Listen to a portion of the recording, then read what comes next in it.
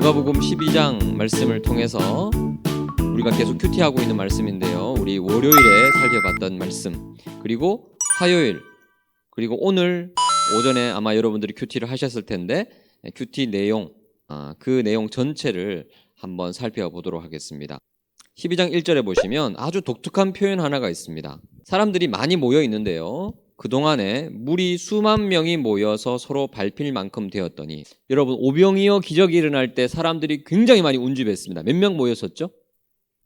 5천 명 모였습니다. 5천 명도 엄청 많은 숫자인데 여기는 몇 명이 모였습니까?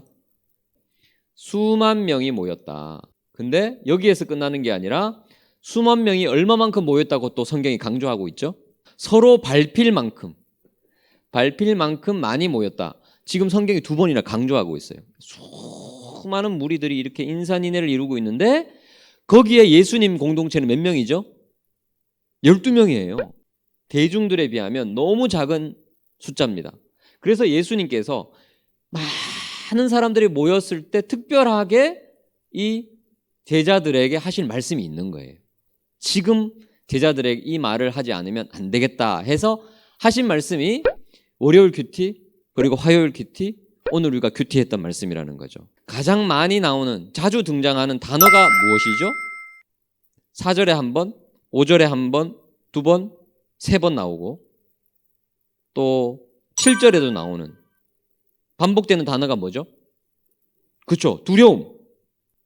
지금 두려움이라는 어떤 주제가 예수님이 제자들에게 뭔가 말하고 싶은 거예요. 자, 그 다음에 13절부터 21절까지 한번 눈으로 쭉 훑어보세요. 지금 예수님이 어떤 문제에 대해서 강조하고 계시죠? 한 단어로 간단하게 설명하자면 한 명이 유산 상속 문제에 대해서 지금 형이 다 가져가려고 해요. 저한테 좀 주라고 말해주세요 라고 말하니까 예수님이 관심 없다 라고 말씀하시면서 탐심을 물리치라 하고 예화 하나, 이야기 하나를 지어내시죠. 그 이야기가 한 부자 얘기인데 이 부자가 돈을 굉장히 많이 벌었어요.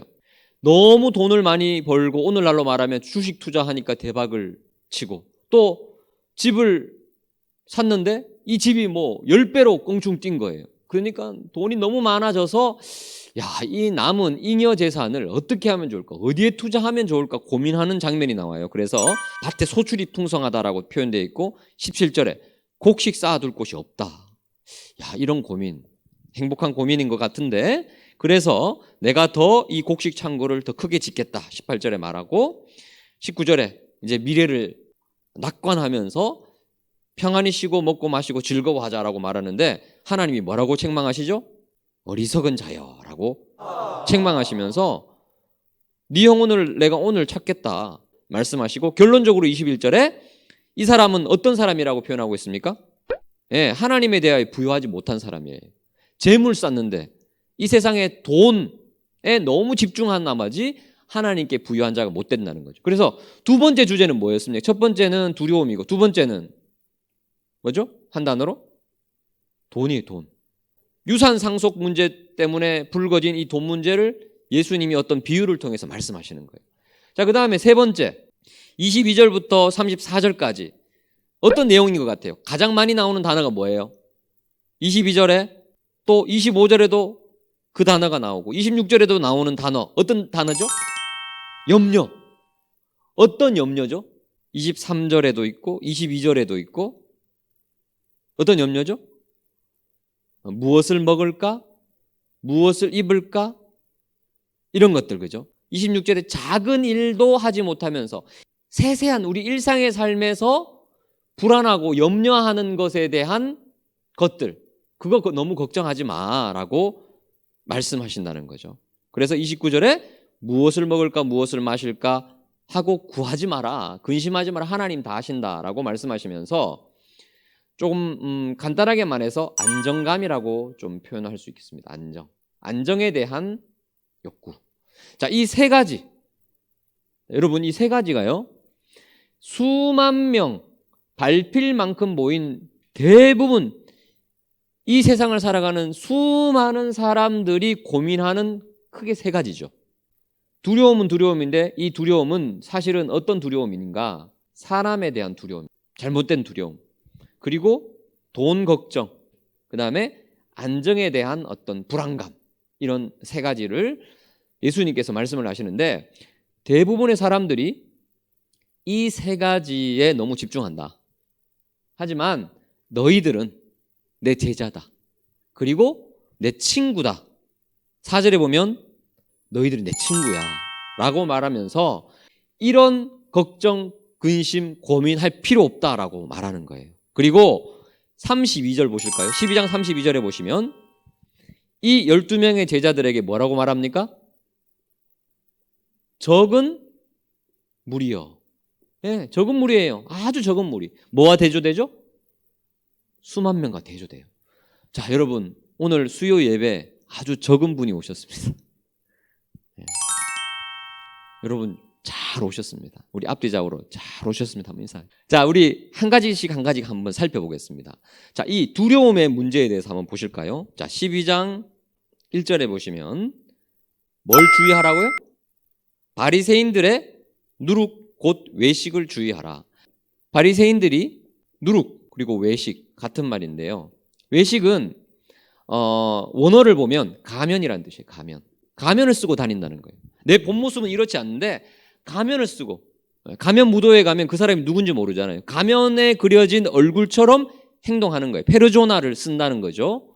자기의 모습이 아니라 그런 척하는 모습을 계속해서 살아가고, 또 이 누룩이라는 말은 밀가루 반죽에 누룩 조금만 넣으면, 그죠? 소다 가루를 조금만 넣으면 엄청 부풀어 오르잖아요. 원래 모습은 아주 작은데 누룩을 조금만 넣으니까 엄청 커집니다. 나는 원래 작은 존재인데, 부족한 존재인데 부풀려 보이는 거예요. 나는 이렇게 잘난 사람이야, 멋진 사람이야, 꽤 괜찮은 사람이야 라고 누룩이 들어간 빵처럼 그렇게 거품이 많은 인생을 자랑하면서 외식하면서 살아가고 있는데, 이 제자들은 너희들 그러면 안 돼, 주의해야 돼, 조심해야 돼 라고 말합니다.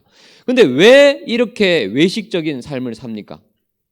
있는 척, 괜찮은 척, 종교적인 척, 도덕적인 척, 왜 이렇게 척하면서 살고 있죠? 4절에 보시면 무엇 때문에? 두려움 때문에. 두려움 때문에.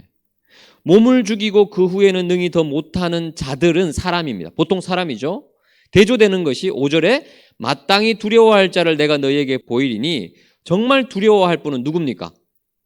하나님이라는 거죠. 참으로 두려워할 분은 우리를 지옥에 던져 넣을 권세 있는 정말 무서운 분이 하나님이신데, 그 하나님에 대한 두려움이 아니라 사람에 대한 두려움, 알량한 힘을 가지고 있는 그 사람에 대한 두려움 때문에 외식을 하게 된다는 거예요. 있는 척 없는 척 한다는 거예요. 사람에 대한 두려움이 어떻게 나타나느냐? 인정. 이 두려움이 사실은 어떤 두려움이냐면 인정입니다. 인정. 자, 사람으로부터 인정받지 못할까 봐 두려움, 사람으로부터 받는 인기가 사라질까 봐 두려움. 바리새인들이 지도자들이거든요, 이스라엘에. 근데 사람들로부터 인정을 받았어요. 저분 대단해요.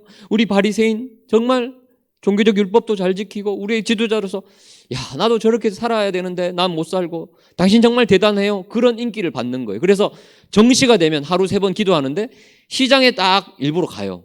기도할 시간이 되면 시간 됐네. 시장 바닥에 무릎 꿇고 기도해요. 경건하게. 사람들이 야, 역시 바리새인이야, 박수를 치는 거예요.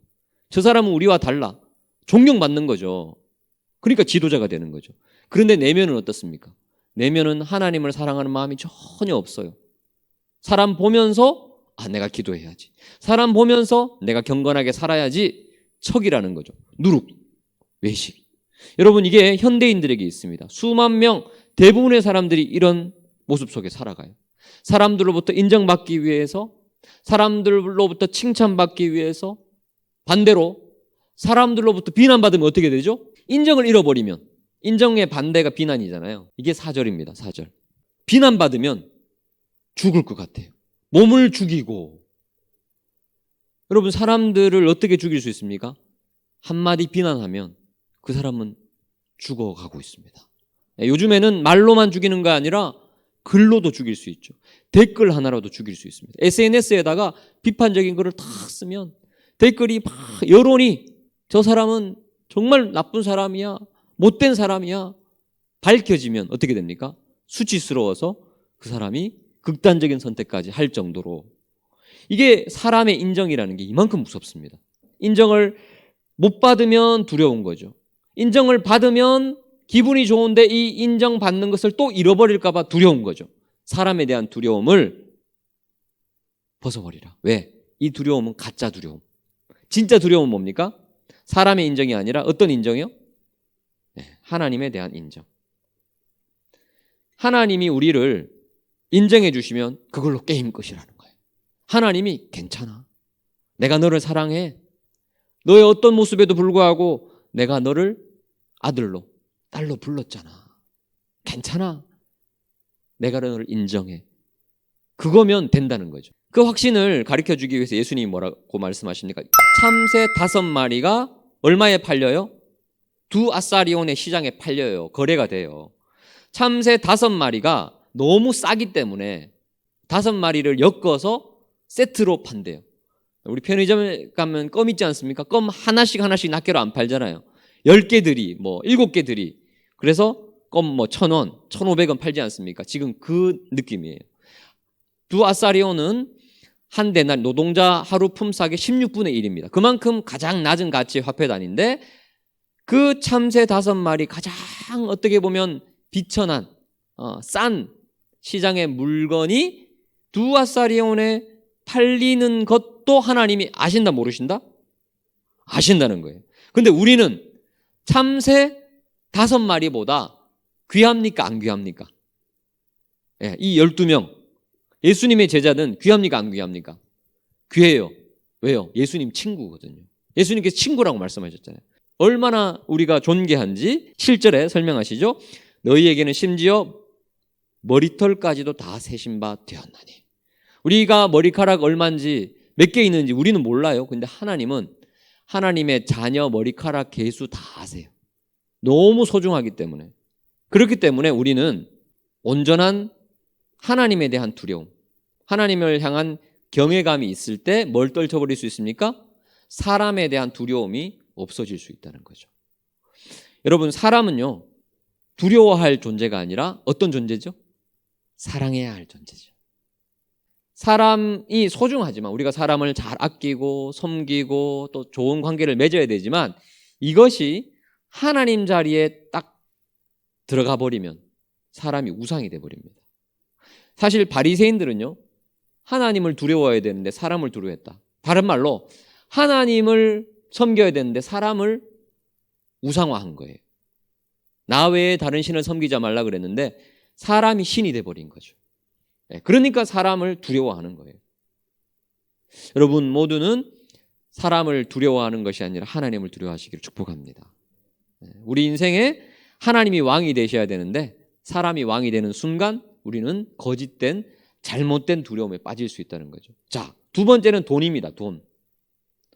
자, 수만 명이 추구하는 것이 사람으로부터 받는 인정이고 또 두 번째는 돈이죠. 돈. 여러분 이게 돈이 나쁜 걸까요? 좋은 걸까요? 성경은 돈이 나쁘다고 절대 얘기하지 않습니다. 돈으로 하나님 나라 일을 잘하면 너무 귀한 일이에요. 하지만 뭐가 잘못된 거죠? 뭐가 악이라고요? 뭐가 일만 악의 뿌리죠? 돈을 그쵸 사랑하는 거. 그게 여기에서는 뭐라고 표현되어 있습니까? 탐심. 돈을 사랑해요. 돈은 정말 필요한 거지만 하나님의 자리에 돈이 들어가요. 하나님을 내가 섬겨야 되는데 돈을 섬겨요. 하나님을 사랑해야 되는데 돈을 사랑해요. 그게 뭐죠? 탐심이에요. 탐심. 그래서 뭐라고 말합니까? 20절에 12장 20절에 어리석은 자요. 이 사람이 경영 수완이 너무 좋았어요. 농사도 잘 짓고 소출이 풍성하니까 얼마나 더 부지런했겠습니까? 성실했겠습니까? 이 자체가 잘못이 아니라는 거예요. 돈 많이 버는 것 자체가 잘못이 아니다라는 거죠. 기독교는 돈에 대해서 정죄하는 종교가 아닙니다. 그런데 무엇이 잘못입니까? 21절에 재물을 쌓아두기만 하고 하나님께 대하여 부여하지 못했어요. 하나님 자리에 돈이 그냥 들어가 버린 거예요. 하나님이 낄 자리가 없어요. 돈이 우상이 되는 순간 탐심이 가득하기 때문에 돈이 우상이 되는 순간 그의 삶은 무너질 수밖에 없습니다. 어리석은 자가 되는 거예요. 하나님 보실 때. 이런 가치관을 가진 사람들이 수만 명이라는 거예요. 밟힐 만큼 이 세상의 대부분의 사람들이 이런 가치로 살아가고 있다는 거죠. 하지만 예수님이 뭐라고 말씀하십니까? 친구들아, 내 제자들아, 너희들은 제발 이런 생각 가지면 안 돼. 이 사람들 따라가면 안 돼.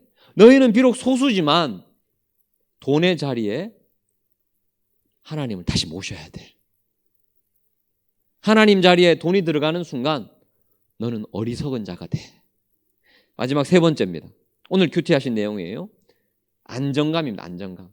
우리는 안정감을 누리기를 원해요. 안정감이 없어지면 뭔가 자꾸 불안해져요. 어떤 불안감이에요? 22절에 보면 뭐 먹지? 뭐 입지? 뭘 하지? 미래에 대한 뭔가 불안감. 뭔가 불안해요. 그래서 불안한 것을 해소하기 위해서, 안정감을 찾기 위해서 어떻게 합니까? 뭐 자꾸 사요. 뭔가를 소유하려고 해요. 이거와랑 약간 다릅니다. 돈에 대한 탐심과는 약간 달라요. 뭔가 내가 얻지 못해서 불안해요. 이 자리에 올라가야 될 것 같고, 내가 목표하는 무언가를 이루어야 될 것 같고, 그러지 못하면 뭔가 불안해요. 그래서 사람들이 불안하면 뭐 하죠? 그것을 얻기 위해서 뭔가 열심히 해요. 자기 개발해요. 근데 이 자기 개발, 성실하게 무언가에서 성취하는 것 자체가 잘못된 것은 아니지. 근데 이것도 마찬가지예요. 여러분, 우리의 궁극적인 안정감은 누가 주시는 겁니까? 하나님이 주시는 거죠. 하나님이 주셔야 되는데 다른 것들로 이 안정감을 얻으려고 하는 거예요. 무엇을 뭐 입고 먹고 이런 거 잘못된 게 아니에요. 진짜 필요한 거예요. 그래서 하나님이 뭐라고 말씀하십니까? 28절에 들풀도 하나님이 입히신다. 그리고 24절에 까마귀도 하나님이 기르신다. 그러니까 우리가 먹고 입고 자고 이런 것들이 필요한지 하나님이 아셔요. 30절에 하나님이 이런 것이 너희에게 있어야 할 것을 아셔요. 이게 나쁜 것이 아니에요. 그런데 이 모든 것을 하나님이 공급해 주신다는 사실을 우리가 인정할 때 우리는 안정감을 누릴 수 있다는 거죠. 내 힘으로 뭔가를 쟁취해야 되고 얻어야 될 것 같고, 내가 1등 해야 될 것 같고, 내가 저 사람은 짓누르고 뭔가를 얻어야지 이 세상을 잘 살아갈 것 같고 참된 안정감을 누릴 것 같은, 이것은 거짓말이라는 거죠. 그래서 내 힘으로 얻는 안정감이 아니라 하나님만이 나를 안전하게 지키시고 우리 가정을 붙잡아 주신다는 사실을 여러분 꼭 기억하시기를 축복합니다. 이 세상에 있는 대부분의 사람들이 인정, 그리고 돈이 최고라는 그런 잘못된 가치관, 그리고 내 힘으로 안정감을 얻으려 하는 애씀 가운데 빠져 있습니다. 하지만 우리는 친구 되신 예수님께서 우리의 귀에 속삭입니다. 너희는 그렇게 살면 안 돼. 거대한 파도에 휩쓸려서는 안 돼. 나의 인정을 받기를 원해. 내가 너를 인정해주면 충분해. 돈이 필요하지만 탐심이 아니라 하나님께 부여한 자가 되어야 돼. 내가 채워줄 거야. 그러면 여러분, 이 우선순위가 바로 서면요, 이 돈을 하나님 나라를 위해서 사용해요. 가치 있게 사용해요. 그게 뭡니까? 자, 33절에 있습니다. 33절에 너희 소유를 팔아 구제하여 낡아지지 않은 배낭을 만들라. 나눠주고 섬기고 선교하는데 하나님 나라를 위해서 마음껏 사용하라라고 말씀하세요. 그러면 우리 소유가 많아야 됩니까? 적어야 됩니까? 있어야 되잖아요. 그러니까 이 우선순위가 바로 정립될 때 하나님께서 그 물질이 잘 흘러갈 수 있도록 하나님께서 또 물질의 복도 주시는 거예요. 근데 이 우선순위가 잘못되는 경우에 하나님께서 물질의 복을 주시면 어떻게 됩니까? 내가 무너지는, 내 삶이 무너지는 거예요. 하나님이 주실 리가 없는 거죠. 오히려 불행한 삶을 사는 거죠. 이 세 가지의 우선순위를 말씀대로 세워가서 수만 명, 밟힐 만큼 모인 대부분의 이 세상의 사람들이 살아가는 가치관과 역행하고 말씀대로 살아가신 저와 여러분 되시기를 축복합니다. 기도하겠습니다.